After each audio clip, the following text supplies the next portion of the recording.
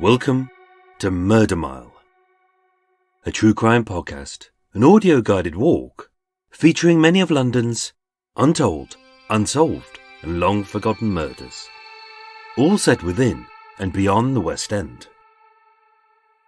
Today's episode is about James Forbes McCallum, a desperate man whose first and only robbery was ill-judged, unplanned, and such a catastrophic failure that it ended in death. And yet, when he was arrested, he was so panicked that he gave the police 5 plausible alibis. But which alibi was right? Murder Mile is researched using the original police files. It contains moments of satire, shock, and grisly details. And as a dramatization of the real events, it may also feature loud and realistic sounds, so that, no matter where you listen to this podcast, you'll feel like you're actually there. My name is Michael, I am your tour guide, and this is Murder Mile.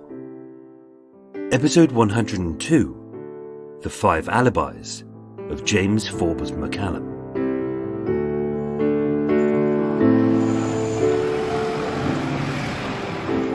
Today, I'm standing on Wellington Street in Covent Garden, WC2.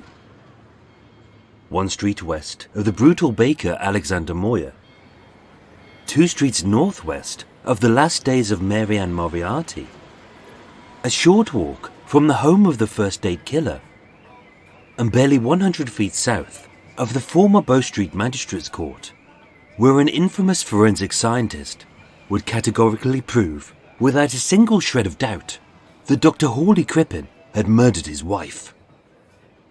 Only he hadn't. Coming soon to Murder Mile. East of Covent Garden is Wellington Street, a thin, one-way street from the Strand to Bow Street, which is home to the Royal Opera House, the Lyceum Theatre, and a wide variety of restaurants, cafes, bars and pubs. And although there's also a museum, being British, the most important places are the pubs. We celebrate everything in pubs, whether births or deaths, commemorations or condolences, weekdays, weekends, and for those who don't work hard enough, bank holidays. Like most places, Wellington Street has many watering holes. Some are hideous hipster hovels serving Hoxton's finest ale in tiny thimbles. Some are brewery-owned dumps slopping out factory-produced drinks and nibbles to dull patrons who are allergic to imagination. And some are unashamedly fake boozers, where the decor of Guinness signs, old bikes, potatoes and cheeky leprechauns is so culturally insensitive, they might as well have just added some burnt-out cars, some kiddie-fiddling priests, and insisted that the band wears orange sashes. As the Polish bar staff all utter, to be sure, as the St. Patrick's Day crowd flocked to celebrate a world-famous teetotaler by swigging back a mouthful of the black stuff, only to grimace, struggle to swallow, and dilute the rest of it with blackcurrant. Jesus. Thankfully, at 42 Wellington Street is a real pub. Established in 1753, the Coach and Horses is a staple of Covent Garden life. With its red-fronted facade, greenery above, a left door leading to the public bar, and a right door to the saloon, this free house is authentic, real, and hospitable. It's a great place for a pint. But 80 years ago, it was also the scene of an unplanned robbery and an unexpected murder. As it was here, on Friday the 20th of December 1940, that a good and decent man called James Forbes McCallum would be driven by a desperate decision to steal money and take a life.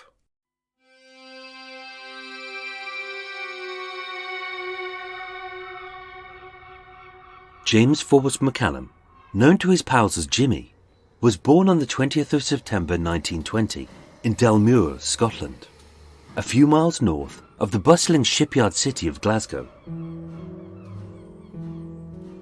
With his father working as a steel riveter in the docks, being recently married, with one boy born and a second soon to join their brood, his mother worked several jobs just to keep this tumble-down tenement over their heads. Known only as Mrs. McCallum, his mother was a short but solid woman made of sturdy Celtic stock, who toiled away from dusk till dawn with one boy on her knee and one strapped to her chest. For the first few years of his life, James's whole world revolved around his mother. When she wasn't there, he screamed. But when she returned, he was soothed.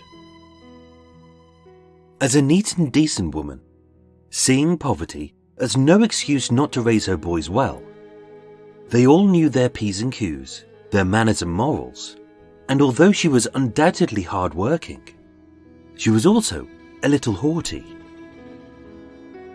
Contrasted by her rough, calloused hands, she wore a fine hat, a neat shawl. She spoke with an upper-class affection, and to everyone, even her own sons, she was Mrs. McCallum. On the 1st of December 1922, desperate to flee their grimy Glasgow slum, the McCallums set sail to Canada, having arrived in New Brunswick just 3 days before Christmas, and set up a new home in Quebec. As a slightly sickly, intensely pale child, having taken the bold but wise decision to raise her boys in the crisp, fresh Canadian air. Although, for the rest of his life, James would be thin, frail, weak, and prone to every cold and infection, his chance of survival was 10 times better than in Glasgow. Being an average student, James was decent, likeable, but unremarkable. He didn't excel, but then he was never in any trouble. And raised well by Mrs. McCallum, after school and every weekend, James earned a small wage as an errand boy, half of which he always gave to his mother to earn his keep. In 1931, when James was 11, his father died, leaving his mother a widower with no income. Being industrious, she turned their home at 391 3rd Avenue into a boarding house, aided by her sons. But by his teens, living and working day and night alongside such a controlling woman, James felt trapped. He had no future, no fun, and under the harsh scrutiny of his disapproving mother, no girlfriend. Mrs. McCallum wasn't mean, she was just scared. As once her boys had grown up, she knew that she would be left with nothing. In 1938, having become unwell, she shut the boarding house. This was James's chance to escape. And yet, it was a world-changing event which would provide him with freedom. That consequently, this country is at war with Germany. On the 5th of September 1939, with Europe at war against the Nazis, 18-year-old James did his bit and signed up to fight as part of the Royal Canadian Regiment. Barely passing his medical, as a 5'8", skinny and pasty-faced boy who would never see the battlefield. As part of the Canadian Provost Corps, he was assigned to protect London as the city's own police force had been decimated. Starting as a private, within the year he was promoted to acting corporal on a wage of $80 a month, $50 of which he sent to his mother in his regular letters. Described by his seniors as a sober, respected, and an excellent officer, he rarely drank and was never in any trouble.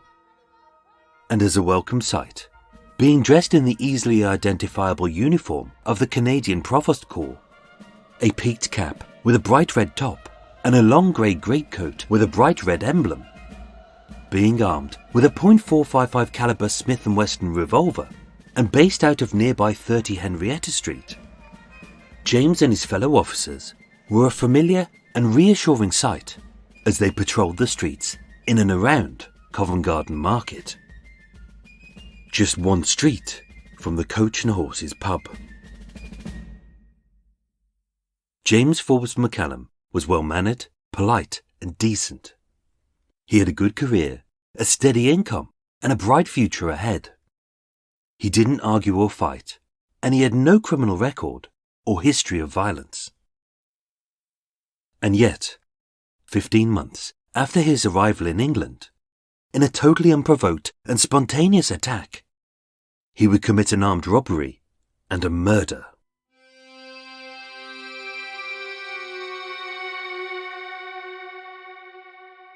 In a state of panic, as his terrified brain fumbled to find an ounce of logic in his truly abhorrent actions, James gave the police 5 logical but equally plausible alibis as to why he did what he did. Alibi 1. Drink. Most crimes are committed while the culprit is intoxicated, causing a lack of judgment, coordination, and a misguided confidence. James wasn't much of a drinker, but in the weeks, and especially the days leading up to the incident, his best friend, 44-year-old Lance Corporal John Osborne, known as Mac, said that James had begun drinking heavily, just as he had the night before the robbery. If he was intoxicated, that could explain why his memory was so hazy, why he shouted, "Hands up, paper money," but he didn't steal a penny, why he hid his face with a thick woolen balaclava, but forgot about his long grey greatcoat, emblazoned with a bright red emblem of the Canadian Provost Corps, and more bafflingly, how James got shot in the arm when he was the only person in the pub with a gun. And yet, if the barman had fought back, as James would later suggest, why did no one hear a fight? Where were the fingerprints if the barman had wrestled away the weapon? And how could 2 men have struggled together if there was a bulky set of brass and glass screens between them? That aside, we know that James wasn't drunk, as having got his dates wrong, he'd actually drank with Mac 2 nights earlier, barely drinking the night before, and when he was arrested, he was stone cold sober. Alibi 2. Money. Many crimes are perpetrated for financial gain, as too often greed and needs can overrule a person's morals and even make the most sensible do silly and spontaneous things. Sadly, a few weeks after his promotion to acting corporal, being declared physically unwell, James was demoted to Lance Corporal. If he was broke, that could explain why he robbed the pub, why he felt forced to loan 10 shillings off Mac just 2 days prior, why, as a good boy, he only sent $25 to subsidize his sick mother in November, and why, by the 14th of December, just 1 week before, those regular payments would cease. And yet, it seems unlikely, as James wasn't a greedy man. If anything, he was generous and charitable. And as a Lance Corporal, he still made a good wage. And with his clothes, his food, and his accommodation all paid for by the military, for those 3 weeks prior, he was living in a modest double room at the Trafalgar Hotel just off Trafalgar Square. Alibi 3. Illness. As witnessed 32 years earlier, in the bank of Cartmel and Schlitt, just half a mile west of Covent Garden, a long history of illness and the weakened immune system of a sickly young boy had possibly triggered petit mal seizures, under the grip of which a young man had robbed a bank, but could recall nothing.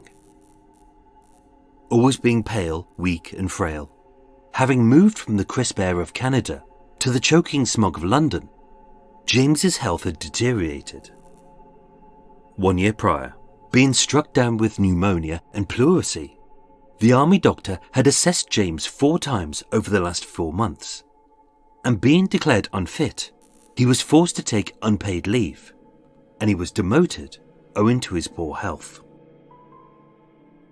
If he was ill, that could explain the robbery, the shooting, the vagueness of the incident without being drunk, and how a good man could be driven to heinously break his own moral codes. And yet, even that seems a stretch, as James had no history of epilepsy or any mental illness. He was never aggressive, delusional, or disorientated. Being fit to stand trial, he didn't take the insanity plea, and although his memory was a little vague, he pleaded not guilty to murder, as he knew the barman, he liked him, and the two men had never had any issues. So the question wasn't if he had consciously done it. He had. The question was why. Alibi 4. Trauma. The human body is a marvel of self-repair. Skin can heal, blood can clot, and bones can mend. But the hardest injury to recover from after an incident isn't any physical effects, but the psychological ones. As although the brain may escape unscathed from an unimaginable horror, trauma can still remain. On Friday the 11th of October 1940, at 12:35 a.m., 3 days into the Blitz, a high explosive bomb hit 24 Greek Street in Soho. It demolished the building, erupted the gas main, and trapped dozens in the wreckage. 3 people died, 8 people were injured, and countless others escaped unhurt, but were left traumatized by this first brutal wave of bombings from the skies. As innocent civilians, going about their everyday lives, witnessed skin burned, limbs scattered, and bodies blown apart, right in front of their eyes. One of those affected was James McCallum. Being psychologically traumatized by the bombing, seeing the army doctor, and complaining of a series of justifiable symptoms, such as tiredness, headaches, and nerves, James drank to ease his pain, took sick leave on the 16th of December, and was recuperating well in the quiet of room 6 in the Trafalgar Hotel.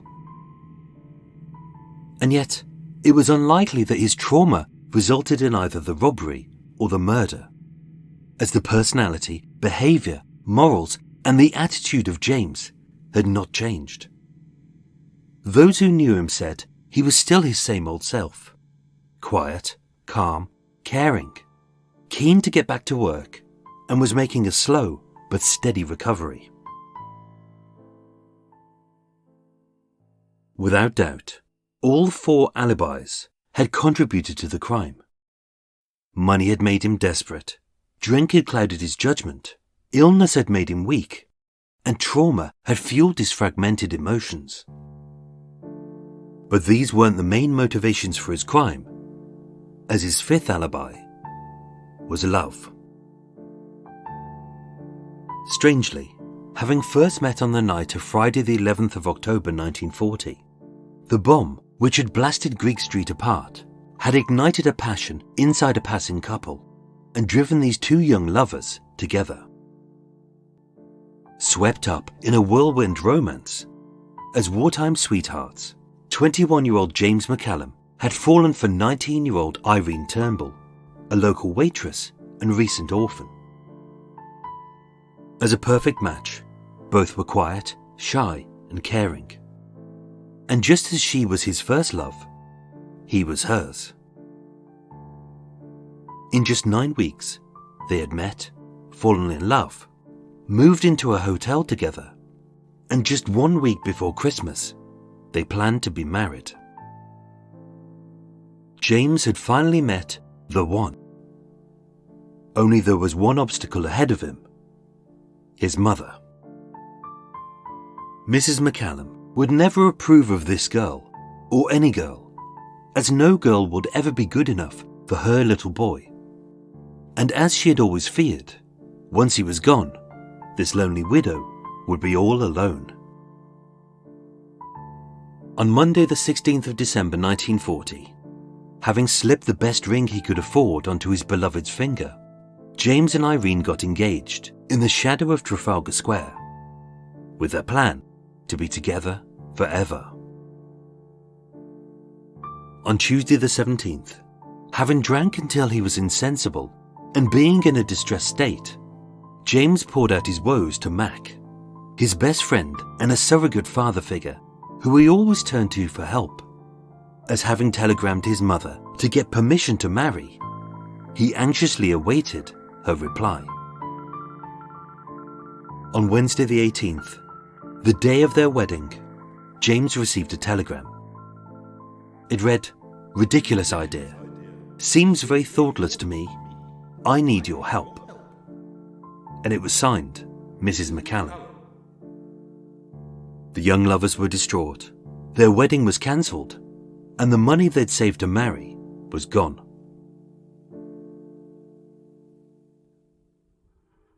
On Thursday the 19th, with his heart ripped apart by the gut-wrenching decision between disobeying his mother or finally finding love, although Irene was happy to wait, a furious James fired back a telegram to Canada with a curt, "I shall marry with your permission or not." That night, having prematurely signed into the Trafalgar Hotel as Mr. and Mrs. McCallum, the two timid lovers lay in bed, curled up in each other's arms. Only James couldn't rest. After months of illness, days without sleep, still half hungover, and another night of reawakened trauma as the bombers pummeled the West End, having loaned 10 shillings off Mac, he knew this still wasn't enough money to get married. At 4 a.m, James left the hotel saying he was going to buy some cigarettes. But instead, he did the unthinkable.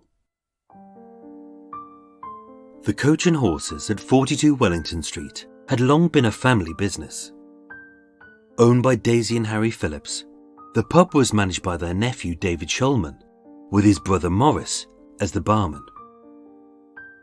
Described as a sweet and kind man, 40-year-old Morris, known as Morrie, had only worked in the pub for the last 9 months, having lost his job to the war.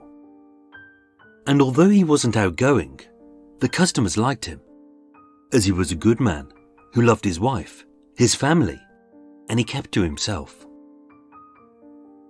Set on the ground floor of a 4-story red brick building, most of its regular customers would perch with a pint on the pavement, as this small single-roomed pub was barely 20 foot wide by 25 feet deep. Dominated by a large central bar, the room was split into 2, with a larger public bar to the left, and separated by a partition, a small saloon to the right, which stands 20 people at a push. With lines of tap handles for pulling pints, spirit bottles with upticks, water jugs as mixers, and a tea urn for the lightweights. It was very much a regular pub. And as a way to serve food, and to act as a security measure which kept any drunks from the booze, the bar staff and the till, above the counter, from waist height to head height, were a set of brass and glass grills with a series of spring-loaded windows. With a license to serve from 5 a.m, having put a £20 float in the till, Morris opened the doors and the day started as it always did. Slowly. At 5:10 a.m, 54-year-old John Anderson, a short one-armed lift operator, entered the public bar, ordered a pint, and sat reading the paper. He was the only customer. David was in the cellar. Dolly, Morrie's wife, was upstairs, and Morris was cleaning the glasses. But less than 1 minute later, Morris would be dead. As James staggered up Wellington Street, with his mind clouded by equal measures of love and anger, and his body stumbling with exhaustion, as this lovesick boy could only see one solution to his problem. Without his mother's permission, he would be forced to commit his first and only crime. Only, being ill-judged and unplanned, this spontaneous robbery would end in a catastrophic failure. Outside the pub, James's terrified fingers nervously pulled his woolen balaclava over his pale face. His breathing was fast and frantic. His head was thumping hard, and having forgotten that his long grey greatcoat was emblazoned with the bright red emblem of the Canadian police.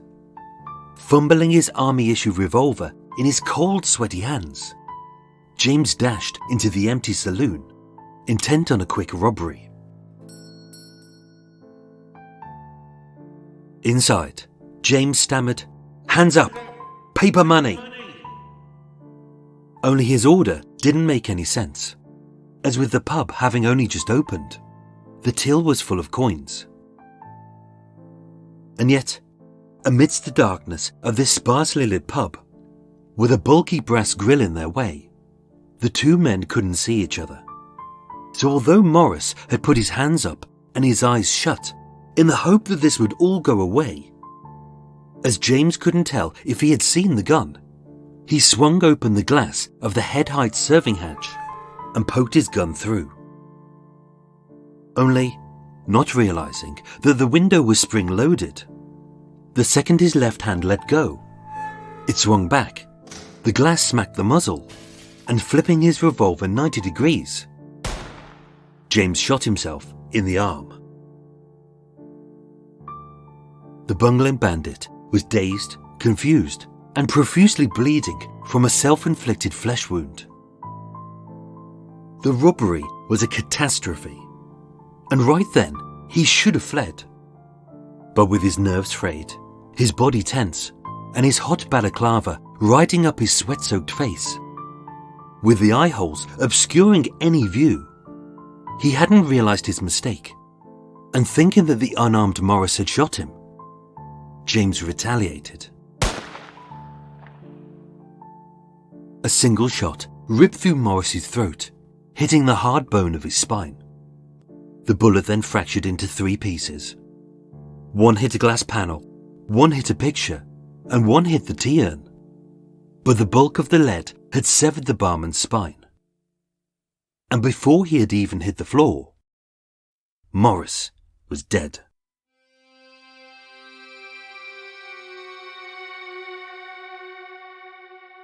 Being too panicked and traumatized by his actions, James fled empty-handed. Shaken up, James called Mac, who rushed back to the billet they shared at 2 Bedford Place. And reassured by James that this was nothing serious, he had just accidentally shot himself, having dressed his wound with a field dressing and iodine, the 2 pals parted company. At 8 a.m, hearing a bulletin, the detectives were seeking a young Canadian police officer in a long grey greatcoat with a bullet wound to his left arm. As Mac was a professional, he called it in. At 9:30 a.m, James was arrested for the murder of Morris Shulman. In a state of panic, confusion, and exhaustion, being desperate to aid the police with their investigation, although his memory of this traumatic event was a little hazy, James gave 5 possible but equally plausible alibis for his crime. James Forbes McCallum was tried at the Old Bailey on Tuesday the 11th of February 1941, and after just a 2-day trial, he was found guilty and sentenced to death. On Friday the 28th of February 1941, a few days before his execution, Mrs. McCallum died. Being distraught at the grief of losing his beloved mother, James won his appeal on compassionate grounds, and owing to the trauma he had suffered in the bombing. And with his execution commuted to a life sentence in prison, James was deported back to Canada to serve the rest of his time. James Forbes McCallum was denied love by his mother, marriage to his lover, and being short of just a few pounds for a very simple wedding, he would be forced to pay the ultimate price. James never married Irene, and being separated by a vast ocean, the two young lovers would never meet ever again.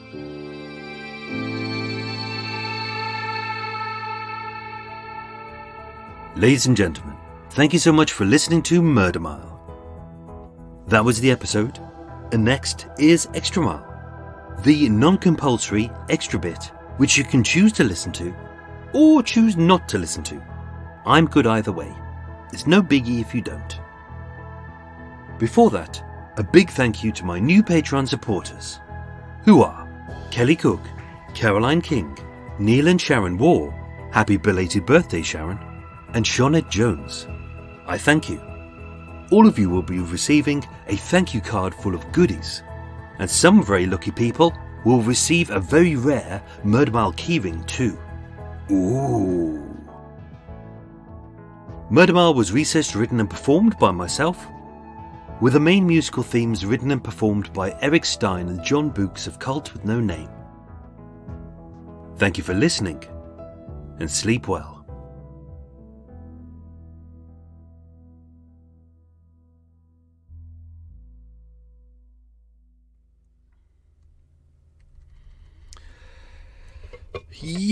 Yay!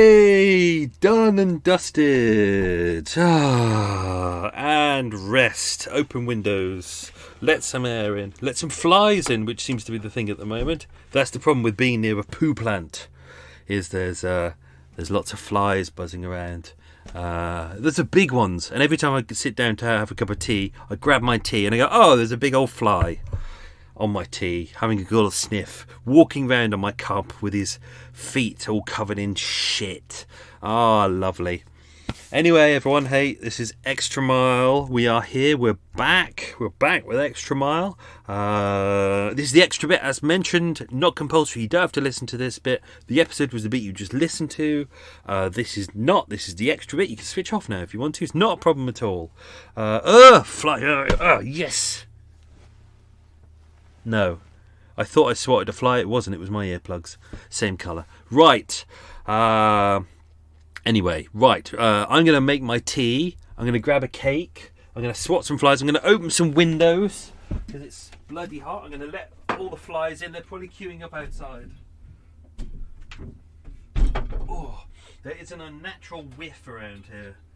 It's weird. You kind of get used to it. You kind of, when you first moor up, you go, oh, what's that smell? It's a weird smell. It's the smell of shit, but it's weird. It's I'm not too sure whether it's concentrated or diluted or what, but there's very, very definite smell of plopskis. So pop a tea bag in, pop me sugar in. There we go. That. Oh, what to have as a treat. I'm going to have 2 treats. Let's do it.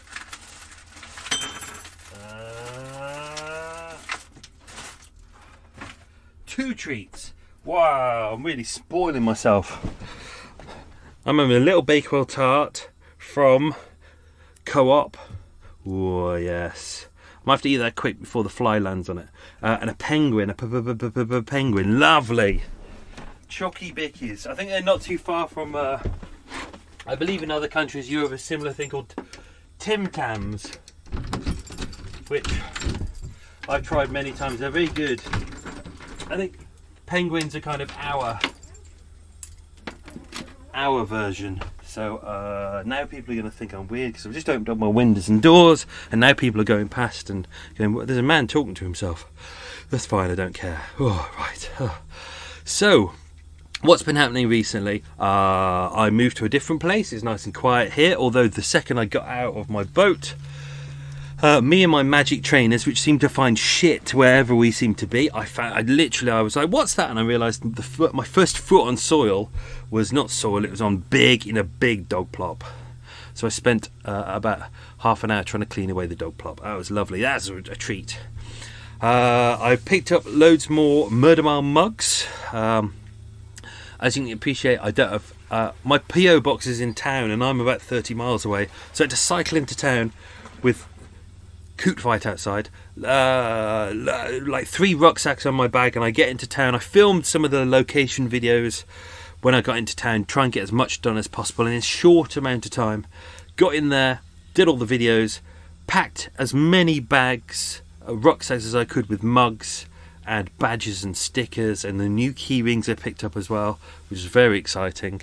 And then I had to carry them back, and it was a bloody hot day. Oh dear. So when you get your mugs and your treats and things like that, don't forget, remember that they've travelled from one place to my PO box, but then I've cycled all the way in and put them on my rucksacks, and I had to carry them back, and it's by the time I get back to the boat, I'm exhausted. Anyway, they're back, so I've got more mugs. So if anyone wants a mug, they're there. Some lucky patron people will be getting exclusive key rings. I don't know whether I'll sell them in the shop yet. I'm not too sure, or whether they'll just be a special thing. Anyway, what else have we been doing? I had some Mrs. Crimble's macaroons recently. They were very good, very good. I think I've mentioned those before, where I thought they were in the kind of the free from section, so I thought they were good and healthy. But then I realised on the back that each macaroon is about 250 calories. Yeah, so easy way to get fat. Last week after I recorded, it was laundry day as always, so I went to a new laundrette that I've never been to. And as you walk in there, instantly you see people wearing loads of PPE. They got their visors on, they got the almost like full hazmat suits on. It's a bit disconcerting when you kind of, you've got a big washing machine full of like pants and socks, and they're standing there looking at your washing machine wearing all this protective gear, and then they turn around and go, "We just need to add some disinfectant. It's because of the virus." And you go, "Is it because of the virus, or is it because it's my pants and socks?" Yeah, anyway, so there was that. I had a day off last Sunday. That was exciting. I don't normally have a day off. Normally it's Sunday is prep the next episode, Monday, Tuesday, Wednesday is write, Thursday is record and clean up all the audio, Friday, Saturday is edit, then back to Sunday is put it online, do the blog, and get ready for the next episode. And I got myself a little bit ahead, and then the Sunday morning I woke up and I thought, I can't be arsed. It's like another 7 days of slogging my guts out, so I had a day off, which was very nice. I woke up, had a bacon sandwich. Yep, very vegetarian of me. I watched what did I watch? I watched Dial M for Murder, because I like my Hitchcock films. Dial M for Murder, and then I watched North by Northwest.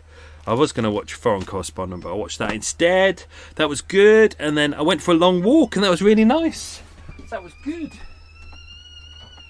Tease up. So I think I'm going to have myself another day off this week, methinks.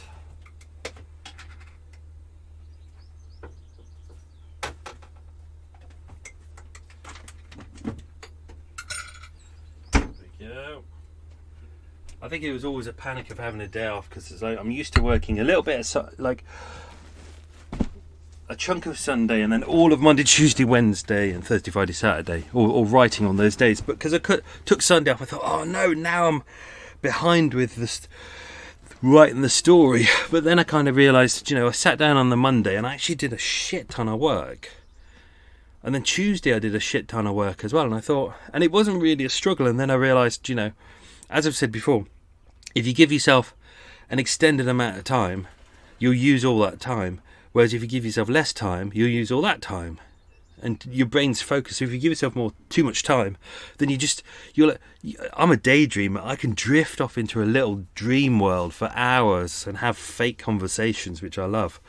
But if you know you haven't got the time, you haven't got time for conversations. So, and I find myself going, Michael, concentrate, get back to the story. So it's been quite good. I've been powering through these stories. So I'm going to do that from now on. Give myself Sundays. I think I've said this before. Give myself time off. I never do I? But soon, probably the tours will start up again. So that'll be fun. That's a little. Well, I got burpees. Got real burpees today. Shouldn't have had 3 chunky fish finger sandwiches for breakfast. Whew, dear, I've been burping all the way through this episode. Right. Let's do the quiz questions. As mentioned, some will be in this episode. Some I might have edited out for time purposes or whatever. So I'll give you the questions now, and then we'll do the answers later on. Right. Question 1. What were the 5 alibis of James McCallum? I did them in order. So what were the 5 alibis of James McCallum? Question 2. Which room did James stay in at the Trafalgar Hotel? I've taken pictures of all these locations. So the Trafalgar Hotel, 2 Bedford Place, which was his billets that he shared with. Making sure it's not a question. Mac, yeah. All these locations and the pub as well. So I'll put those on. That's on the Patreon page. They may be on my blog as well. I sometimes put things on my blog as well. Question 3. What did James's dad do as a job? Cool, you have to stretch your memory back for that one. Question 4. What crime was James previously convicted of? So before the murder and the robbery, what crime was he previously convicted of? Question 5. What was the name of Morris's wife and his brother?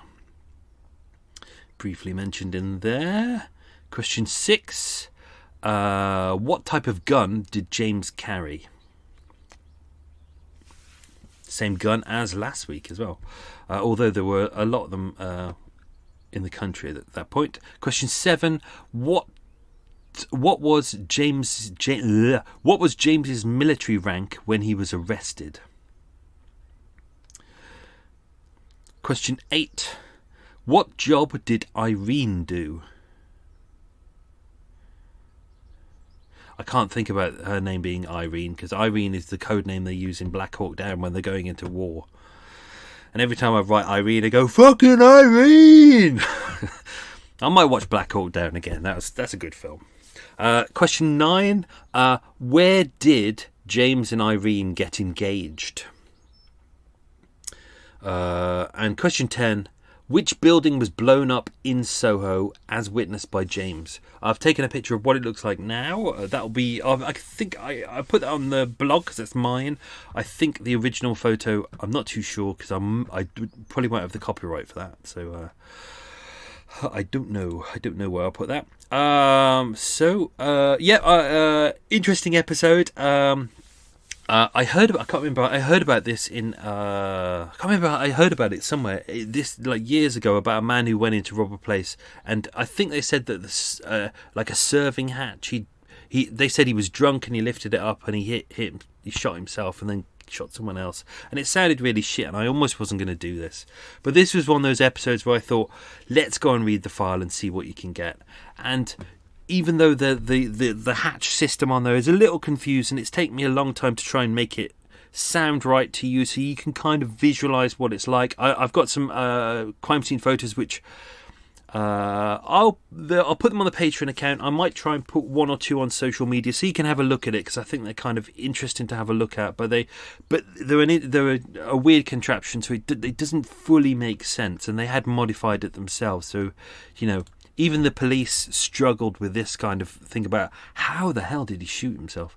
But it makes for an interesting story. And actually, when I found out that he wasn't just a drunk man, as the press said, as I've said before, the press always pick an angle on this which is best suits their purpose.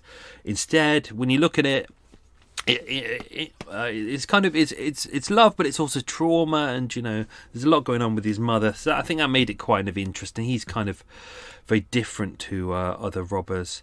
You'll also notice I deliberately put this episode immediately after the last week's episode, the one about the what was his name? John Esmond Murphy, the guy with the epileptic seizure that caused a robbery.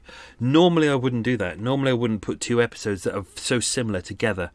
But there was a lot of correlation between kind of the John Esmond Murphy one, where he was committing a robbery, but he was in a kind of a state of trance because of his epilepsy. And whereas this one, I could kind of push it that way, but then to make you think, oh well, it's going to be the same story, because it's very similar in a multitude of ways. But when you actually get into it, it's kind of like, actually no, he's very conscious of what he's doing. It's just, like a lot of people, forced to make a really, really rash and dangerous decision, which he'll regret. There's also similarities here to, if you remember, the Richard Rhodes Henley episode, the randy Canadian sailor who came over to Soho. If you haven't listened to it, I think it's episode 16 ish. Came over, stole literally £7,000 worth of pornography, shot Alan, Big Al, who was the owner, to death. Should have been executed, but again, because he was a Canadian military soldier, couldn't remember the words then, he was pardoned from his death sentence and sent back to Canada to serve his full sentence. So there seems to be a lot of that going on, especially wartime. There's a lot of, like, if a soldier is going to be executed in Britain, then that government seems to go, no, we're not going to have that. You need to send them back and we'll pardon them. Anyway, I'm sure they did it the other way around as well. Just before the night, as mentioned, just before the night of the murder, robbery, there was a heavy bombardment in the West End.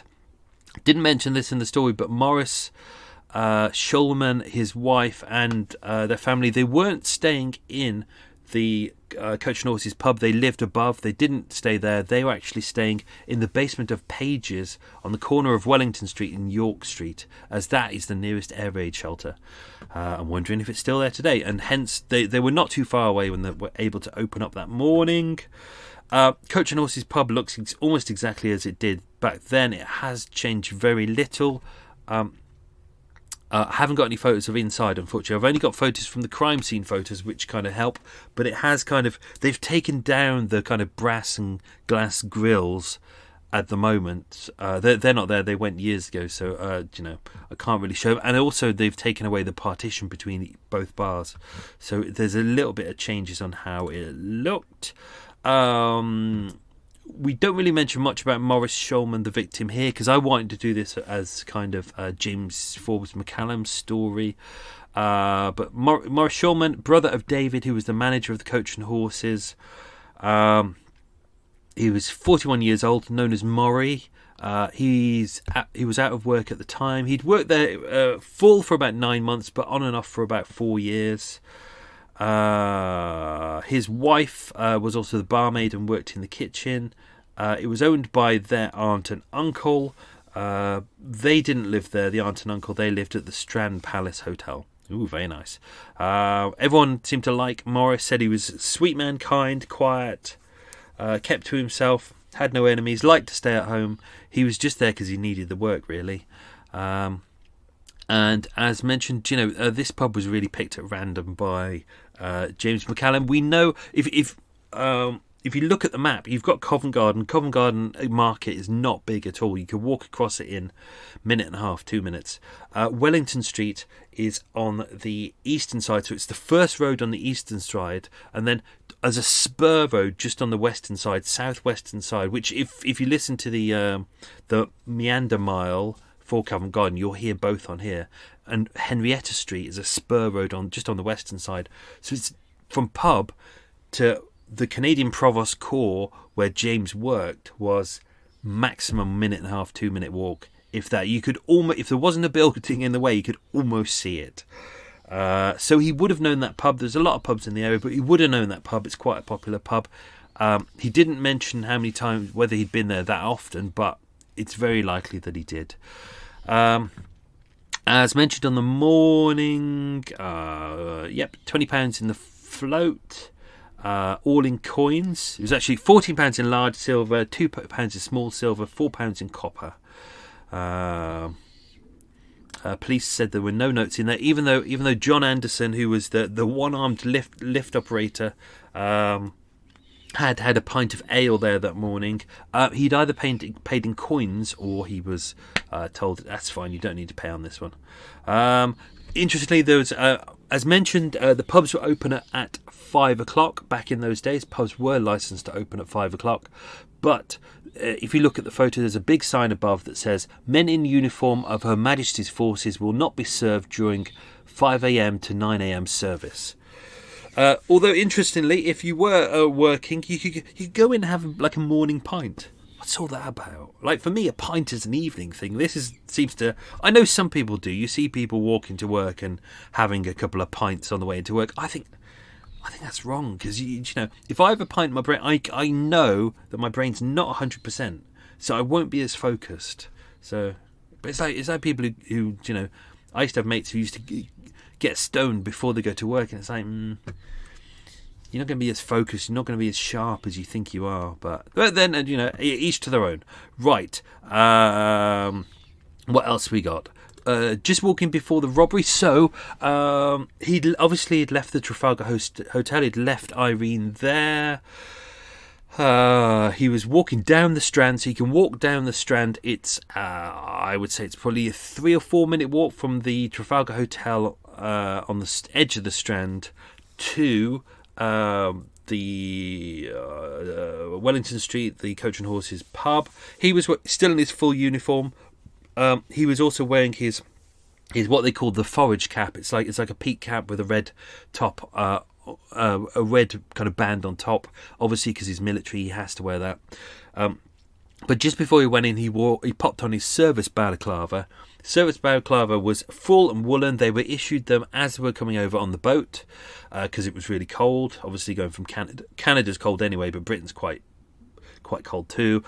It was full woolen. It had eye holes and one for the mouth, so you could pretty much see nothing when he kind of came in. As mentioned, he hadn't slept. He was tired. He was exhausted. There'd been bombing the night before, so he was all over the shop. We don't really have much in the terms of witness statements. Obviously, we have Maury, but Maury's dead. James doesn't remember much because he was in a bit of a state after, as you would be, having, being a nice person and then going off committing a robbery, and being a nice person and committing a murder. And even worse, if you think about it, he's a policeman as well. He's a policeman still, probably technically on duty. Well, he wasn't. Well, he was on sick leave, but he's still in his uniform. He's a policeman, and then he goes off and commits a robbery and a murder. So the state within his mind must have been absolute nightmare. Dorothy, the wife of Morris, she was upstairs at the time. She was literally coming down the stairs with 2 cups of tea, one for her, one for Morris. Actually, one for David, one for Morris. When she heard the 2 shots, she was frightened. She stood in the stairwell for about 2 minutes, trembling, and then she came in to find out what was going on.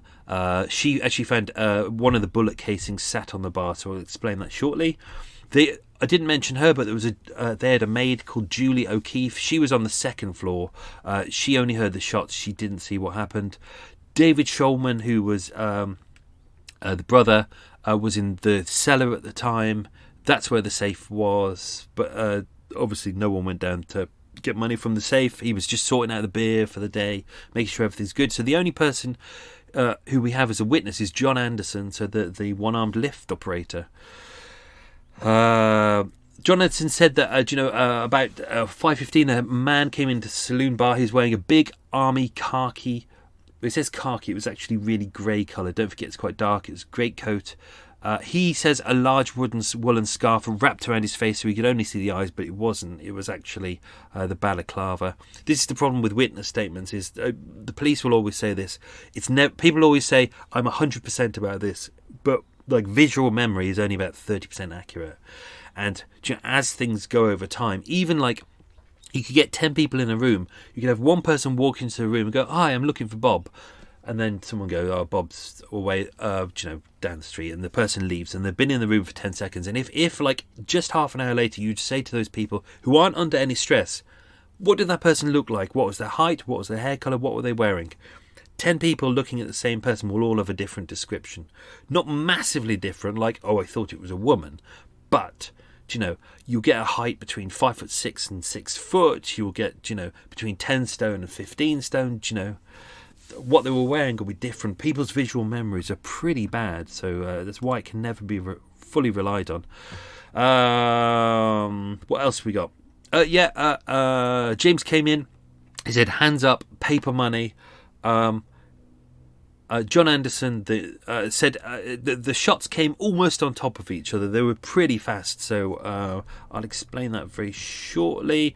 It took the police quite a while to work out really what had happened, because although James has said there'd been a struggle, if you look at the pictures, there's no way for the two men to struggle. The brass and glass grills in the way just make it not possible. You've literally got maybe between waist height and maybe nipple height, maybe just below nipple height, you've got kind of a place there where you can put a pint through the counter, but above that, above your head, it's all a grill, so you can just about see the barman. You got probably, I remember them from years ago, you've got to pop your head down and kind of work your way around to see the person, so there's no way they could have fought. James said he couldn't remember if he was reaching for the cash register, but I've actually got maps of the layout of the pub, which I'll put on my Patreon account. The cash register's on the opposite side of the bar, so nothing seems to make sense. What does make sense is that Morris didn't do anything. Morris rightly just put his hands up and as he rightfully done, but the shots did pretty much come on top of each other. It's odd. I've tried many times to try and replicate it. The hatches are kind of spring loaded. They open up outwards. So if I'm James and at, let's say, collarbone height, let's say nipple height, because I like to say nipple collarbone height, you've got kind of a little kind of drawer-like window in front of you, and that opens towards the bar. What would happen is the barman would open up their window, would put dinner plates on there so they could be served out, or we could go, oh mate, your fish and chips are ready, and then go, oh cheers governor, can cut up, and then you can get the plate, and then the second you take the plate away, the spring closes the window, so the windows are always closed. But what it seems to be is that James with his left hand opened it with his left hand, poked his gun through, and then closed it. But it seems to, I don't know, it seems weird that it would have such a fast spring to be able to knock the gun away. It's weird when you look at it. The glass is smashed through. It obviously smashed really quickly. It's,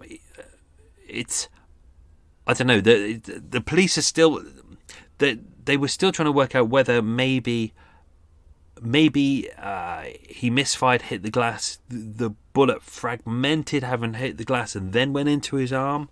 But given the fact that James's arm, the bullet hole through it was pretty clean, it was kind of in and out, it went through the ulnar bone. They say it's more likely that the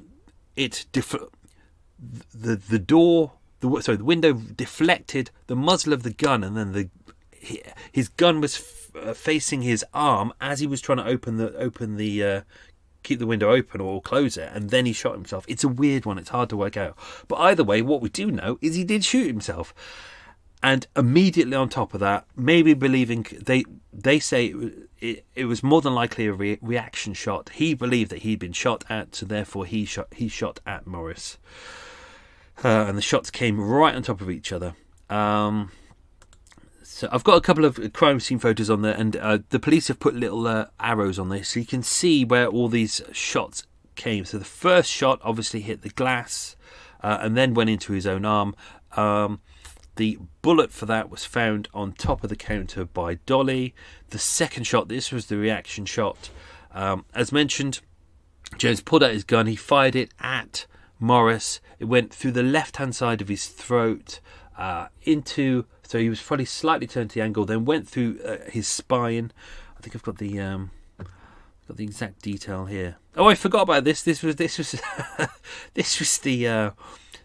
If you follow me on social media, this was when I was in the archives ages ago, and right at the start of the case, John Anderson, I read his report, and he said I turned round and there was a man, and he had glitter on his left arm, and I thought, what bloody stupid thing to say, glitter, bloody idiot.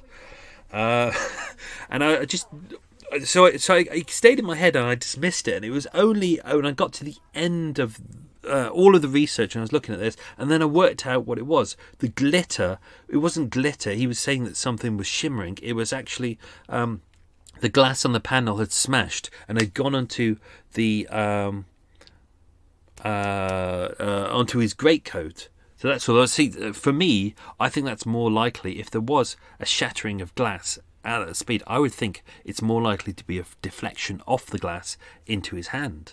Hence, all the glass, because it says on here that he had powder burns on his arm, so it was obviously at close range. I was sitting in the National Archives, and then all of a sudden I got it, and I went, glitter, at the top of my voice, and then everyone looked at me, and I had to apologise. But it was then that I understood what has happened. But even to this day, I still don't think we'll fully understand exactly what happened. It is pretty complicated. What else we got? Oh yeah, so the second bullet went through his spine, severed his spinal column. The bullets fragmented. I've got pictures of it. One went into a tea urn. One cracked the top of a glass panel. Another hit a picture frame that was in there. What else was there? That was it. John Anderson, who was there, didn't mention this in the story, but John Anderson immediately ran out, went into the street, and on the corner of Russell Street and Catherine Street was PC Samuel Marchinsky of the War Reserve. He said he didn't see the soldier or hear the shots, but he issued a description immediately when he heard John Anderson shouting, "Help, police, man shot." Interesting, he didn't say police murder, as everyone seems to be saying at the moment in these stories. He went in and he said Morris was he was by the time he got in there he was dead already. Right, what else we got? David Shulman, obviously his brother, came up from downstairs. He heard the two shots, came up, saw his brother with an injury to the throat, rushed to his brother's side. But yeah, by that point he saw that his brother was already dead. Interesting, when you look at the doctor's report, the doctor turned up about an hour later and said, the man had been dead for about 30 to 40 minutes. But everyone else said he was dead literally by the time they got there. Horrible smell of shit has come over again. Dr. Alexander Baldy, the police divisional surgeon, arrived at 6:15, so that's an hour later. Well done, doctor. Said Morris was lying on the floor in situ, his left arm flexed, his right arm extended, a wound to the neck below the left jaw, very small amount of blood, because obviously it went through his spine, which meant there was no brain function going from the brain down to any parts of the body, which meant he couldn't breathe, which meant his heart wouldn't be working, which meant he had no blood circulation. So same as Christine Grenville in that story when she was stabbed in the heart. Obviously, killed instantly, you don't get any bleeding because the blood's not pumping. Therefore, you'll get a little bit of seepage, but that's it. Little bit of seepage. Autopsy conducted by Sir Bernard Spilsbury. Bullet entered. What else did he say? Passing through his full cervical vertebrae, shattering the spinal cord. Cause of death was injury to spinal cord. No shit. What else did we get? Oh yeah, okay. So we didn't do this because. Obviously, the Canadian Police headquarters was at 30 Henrietta Street, 1 street away. About half an hour after the incident, Sergeant Stewart of the Canadian Military Police got a call from James asking to speak to John, who's obviously Mac, his best buddy, asking to see him. He said it's imperative I speak to him. He said that James was really crying and really upset. So even though Mac was on duty, Mac managed to get a call through to him. They agreed to meet at the junction of Southampton Row and Bloomsbury Square, which was just by 2 Bedford Place, which was their billet. Max said, anything wrong? Has someone been knocking you about? Because James looked in a really bad state. He said, no, it's worse than that. I've shot myself. Max said, left arm, and noticed that his left arm was inside his jacket. At that point, he was wearing his forage cap, obviously not the balaclava, because that would look weird. They went back to their room at 2 Bedford Place, removed his coat. Mac got out some hot water, some iodine, the field kit, dressed his wound, looked at it. It wasn't bleeding much, it was fine. It was in there that James left the revolver and the bullets, the shells that he'd used. And from there, he went back to the hotel, where he would eventually be arrested. So, let me just do this bit. Okay. Detective Inspector Capstick, who was assigned to the scene, got there, and he was... Obviously, John Anderson had said the guy who came in here was wearing a Canadian military uniform. He got a red emblem on on his arm, and he'd been shot in the left arm. So D.I. Capstick immediately just walked round to 30 Henrietta Street and said, we're looking for a guy, Canadian, military police uniform, shot in the left arm. They put out a report. Interestingly, Mac was, because he was on duty that night, he was escorting an officer who was absent without leave back to Waterloo Station when a description of the murder and the suspect was mentioned. Mac put those pieces together. He was like, oh shit, young man, Canadian police uniform, was shot probably around 5 o'clock in and around Covent Garden in the left arm. He put them all together and basically just went to the police, said, I think it is my mate.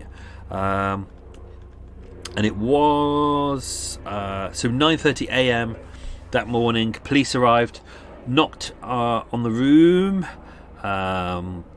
James and Irene were in bed. What else was there? Detective Inspector Capstick said, I am a police inspector. I suspect you of murdering a barman at the Coach and Horses public house shortly after 5 a.m. He was cautioned. James said, I will tell you all about it.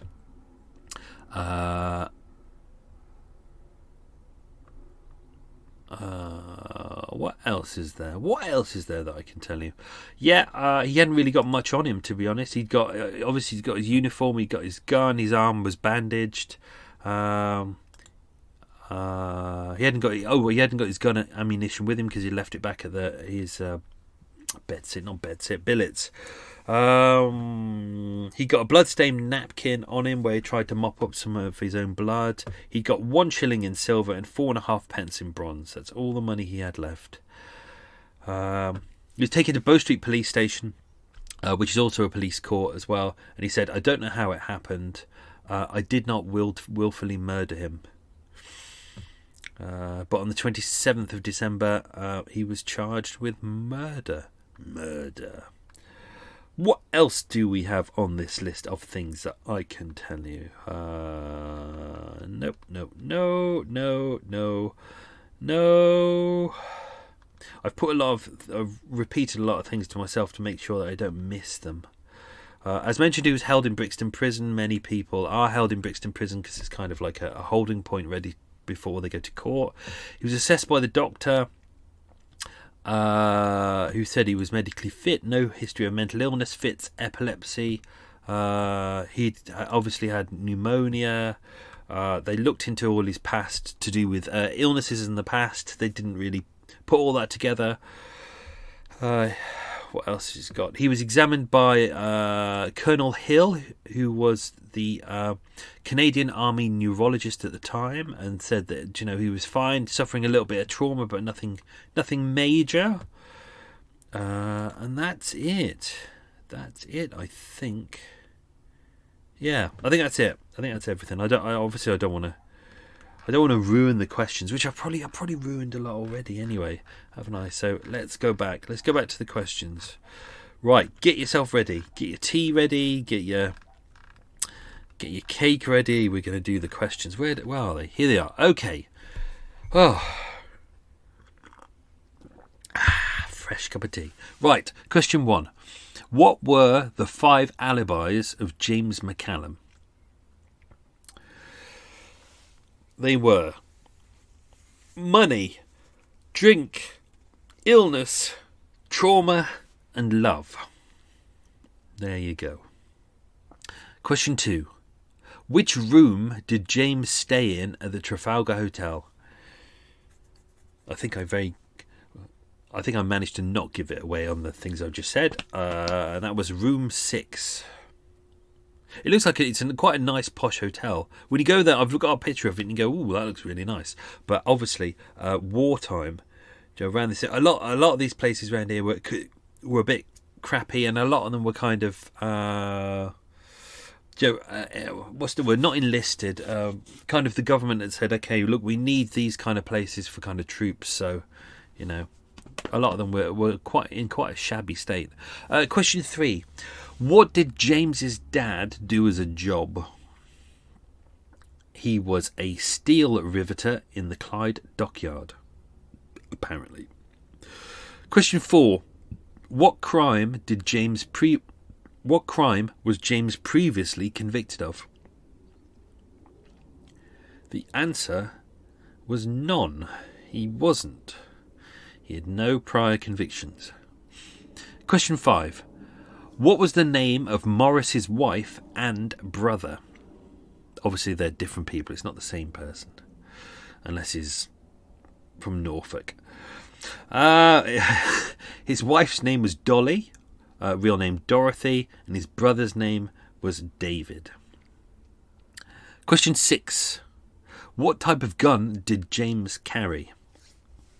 Same gun as last week's episode. It was a .455 caliber Smith & Wesson Army issue revolver. Every time I write that down, I always deliberately write Smith & Wesson, and I always say to myself, make sure you don't say Smith & Weston, as everyone says, which is a mistake. Everyone makes the same mistake. It's Smith & Wesson, Wesson. And every week I listen back. Every week I listen to it and I go, I've said Western again. Oh, let's hope I get it right this week. Question 7.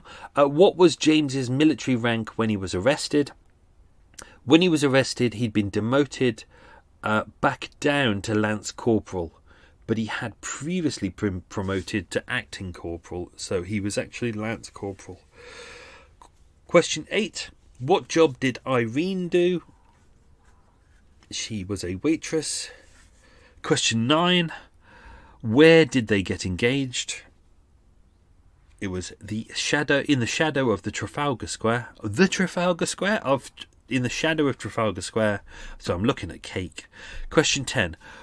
Which building was blown up in Soho as witnessed by James? It was 24 Greek Street, which is currently a Moroccan restaurant called Tuareg.